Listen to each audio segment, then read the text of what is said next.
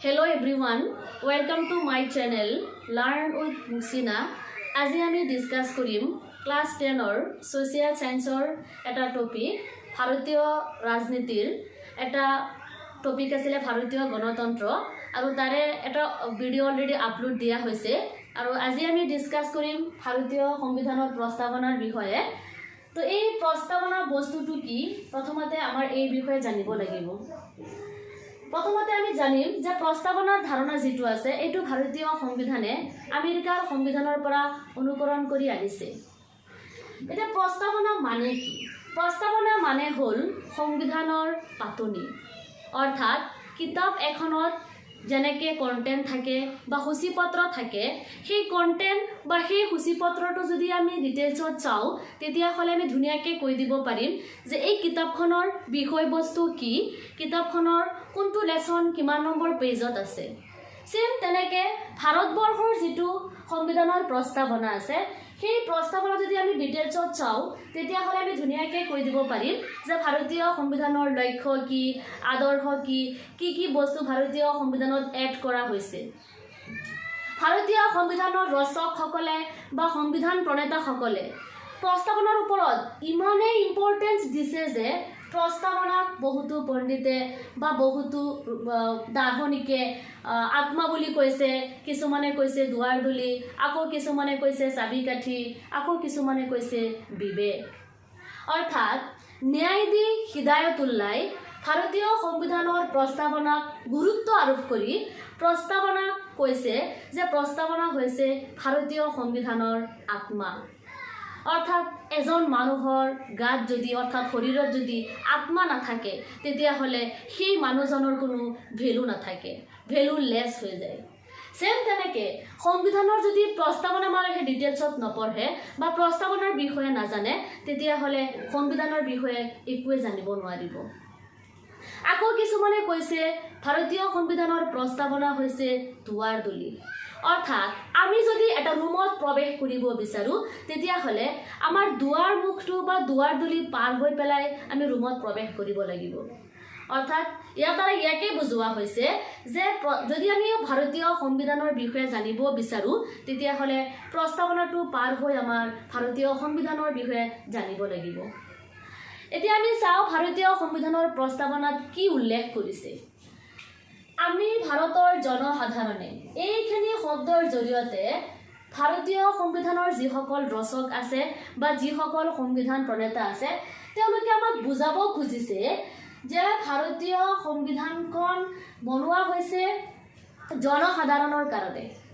আৰু ভাৰতীয় সংবিধানখন বনাইছে কোনে? জনসাধাৰণেই বনাইছে। আৰু জনসাধাৰণে হৈছে ভাৰতীয় সংবিধানৰ আঁৰত লুকাই থকা এটা বৃহৎ শক্তি। লগতে কিছুমান আদৰ্শৰ কথা উল্লেখ কৰিছে যেনেকে সাৰ্বভৌম, সমাজবাদী, ধৰ্ম নিৰপেক্ষ, গণতান্ত্ৰিক, গণৰাজ্য। এই প্ৰত্যেকটো শব্দৰ একোটা নিৰ্দিষ্ট লক্ষ্য আছে, উদ্দেশ্য আছে। এতিয়া প্ৰথমতে আমি চাম সাৰ্বভৌম মানে কি। সাৰ্বভৌম মানে হৈছে ৰাষ্ট্ৰৰ সৰ্বোচ্চ ক্ষমতা। অৰ্থাৎ আমি জানো যে আমাৰ ভাৰতবৰ্ষ হৈছে এখন সাৰ্বভৌম ৰাষ্ট্ৰ। আমাৰ ভাৰতবৰ্ষ বাহ্যিকভাৱেই হোক অৰ্থাৎ বাহিৰৰ পৰাই হোক বা আভ্যন্তৰীণভাৱেই হোক ভিতৰৰ পৰাই হোক কোনো বিদেশী শক্তিৰ তলতীয়া নহয়, বিদেশী শক্তিৰ দ্বাৰা পৰিচালিত নহয়। আমাৰ ভাৰতবৰ্ষ হৈছে এখন স্বাধীন ৰাষ্ট্ৰ আৰু সেই অনুসৰি ভাৰতবৰ্ষই নিজৰ ইচ্ছামতে চলিব পাৰিব। নাম্বাৰ 2 হৈছে সমাজবাদী। সমাজবাদী আৰু ধৰ্ম নিৰপেক্ষ এই দুটা শব্দ ভাৰতীয় সংবিধানৰ প্ৰস্তাৱনা যেতিয়া প্ৰথমতে বনোৱা হৈছিল তেতিয়া এই শব্দ দুটাৰ উল্লেখ নাছিলে। 1976 চনৰ 42 নম্বৰ সংশোধনীৰ জৰিয়তে, সংশোধনী মানে হৈছে আগৰ বস্তুবিলাক চেঞ্জ কৰি পেলাই নতুন বস্তু এড কৰা, পৰিৱৰ্তন কৰা।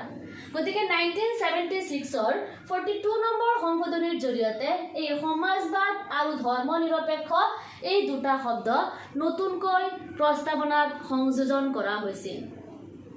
এতিয়া আমি জানিম যে সমাজবাদী মানে কি। সমাজবাদী মানে হৈছে ভাৰতবৰ্ষ এখন সমাজবাদী ৰাষ্ট্ৰ। অৰ্থাৎ কোনো পুঁজিপতিৰ দ্বাৰা দেশৰ অৰ্থনীতি নিৰ্ধাৰণ কৰা নহ'ব। উৎপাদন আহিলা আছে সেই আহিলাখিনি জাতীয়কৰণ কৰা হ'ব অৰ্থাৎ মানুহৰ মাজত বা ভাৰতবৰ্ষৰ জনসাধাৰণৰ মাজত আয়ৰ ক্ষেত্ৰতেই হওক বা মৰ্যাদাৰ ক্ষেত্ৰতেই হওক বা জনসাধাৰণৰ জীৱন ধাৰণৰ যিটো মানদণ্ড আছে সেই মানদণ্ডৰ ক্ষেত্ৰতেই হওক কোনো ধৰণৰ পাৰ্থক্য নাথাকিব কোনো ধৰণৰ বৈষম্য নাথাকিব ইয়াৰ পিছৰটো হৈছে ধৰ্ম নিৰপেক্ষ ধৰ্ম নিৰপেক্ষ মানে হৈছে ধৰ্মৰ ক্ষেত্ৰত নিৰপেক্ষ আমি জানো যে আমাৰ ভাৰতবৰ্ষ হৈছে এখন ধৰ্ম নিৰপেক্ষ ৰাষ্ট্ৰ ইয়াত চৰকাৰী ধৰ্ম বুলি কোনো ধৰ্ম নাই জাতি ধৰ্ম বৰ্ণ ভাষা নিৰ্বিশেষে প্ৰত্যেকজন ব্যক্তিয়ে ইয়াত সমান প্ৰত্যেকটো ধৰ্ম ইয়াত সমান প্ৰত্যেকজন ব্যক্তিয়ে নিজৰ ইচ্ছামতে যিকোনো ধৰ্ম গ্ৰহণ কৰিব পাৰিব আৰু ধৰ্ম চৰ্চাও কৰিব পাৰিব ইয়াত কোনেও কাৰোবাক বাধা দিব নোৱাৰিব সেইকাৰণে ভাৰতবৰ্ষক এখন ধৰ্ম নিৰপেক্ষ ৰাষ্ট্ৰ বুলি কোৱা হৈছে ইয়াৰ পিছত হৈছে গণতান্ত্ৰিক অলৰেডি আমি ডিছকাছ কৰিছিলোঁ যোৱা ক্লাছত গণ মানে হৈছে জনসাধাৰণ আৰু তন্ত্ৰ মানে হৈছে শাসন পদ্ধতি অৰ্থাৎ আমাৰ ভাৰতবৰ্ষ হৈছে এখন গণতান্ত্ৰিক ৰাষ্ট্ৰ ইয়াত জনসাধাৰণে হৈছে অল ইন অল জনসাধাৰণৰ মতামত কোনেও উপেক্ষা কৰিব নোৱাৰিব জনসাধাৰণে নিৰ্বাচিত কৰি দিয়া প্ৰতিনিধিৰ দ্বাৰাই দেশৰ যিটো শাসন ব্যৱস্থা আছে সেইটো পৰিচালিত কৰা হ'ব অৰ্থাৎ জনসাধাৰণৰ মতামত কোনেও পেলাই দিব নোৱাৰিব জনসাধাৰণে হৈছে সৰ্বে সৰ্বা ইয়াৰ পিছৰটো হৈছে গণৰাজ্য আমি জানো যে ভাৰতবৰ্ষ এখন গণৰাজ্য অৰ্থাৎ আমাৰ ৰাষ্ট্ৰৰ যিজন মুৰব্বী আছে অৰ্থাৎ ৰাষ্ট্ৰৰ মুৰব্বী কোন ৰাষ্ট্ৰপতি সেই ৰাষ্ট্ৰপতিজনৰ যিটো পদবী আছে সেই পদবীটো ৰজাৰ নিচিনা বংশানুক্ৰমিক নহয়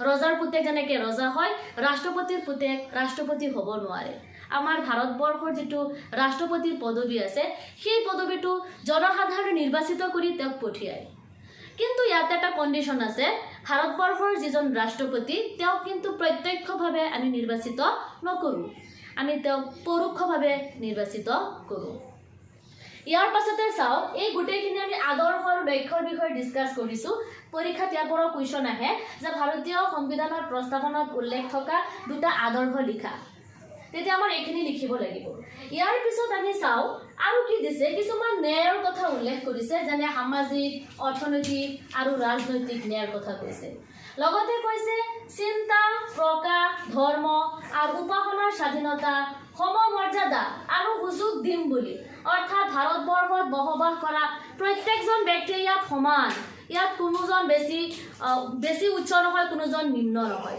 সকলো মানুহে ইয়াতে সমান সকলো মানুহে সমান ন্যায় পাব সকলো মানুহে সমান অধিকাৰ পাব চৰকাৰৰ চকুত বা আইনৰ চকুত সকলো সমান লগতে কৈছে যে মানুহৰ মাজত ব্যক্তি যিটো মৰ্যাদা আছে জাতীয় ঐক্য আছে একতা আছে আৰু ভাতৃত্ববোধৰ এনাজৰী সুদৃঢ় কৰি আমি 1949 26 নৱেম্বৰ তাৰিখে আমাৰ সংবিধান সভাই গ্ৰহণ কৰা আৰু লিপিবদ্ধ কৰা এই সংবিধানখন আমি নিজকে অৰ্পণ কৰিলোঁ এইখিনি আছিল আমাৰ ভাৰতবৰ্ষৰ সংবিধানৰ প্ৰস্তাৱনা আৰু লগতে N.A. পালখিৱালাই ভাৰতীয় সংবিধানৰ প্ৰস্তাৱনা আইডেণ্টিটি পত্ৰ অৰ্থাৎ পৰিচয় পত্ৰ বুলি অভিহিত কৰিছে এইখিনি আছিলে আজিৰ ক্লাছ নেক্সট ক্লাছবিলাক পাবৰ কাৰণে তোমালোকে মোৰ চেনেলটো ছাবস্ক্ৰাইব কৰিবা কমেণ্ট কৰিবা আৰু লাইক কৰিবা থেংক ইউ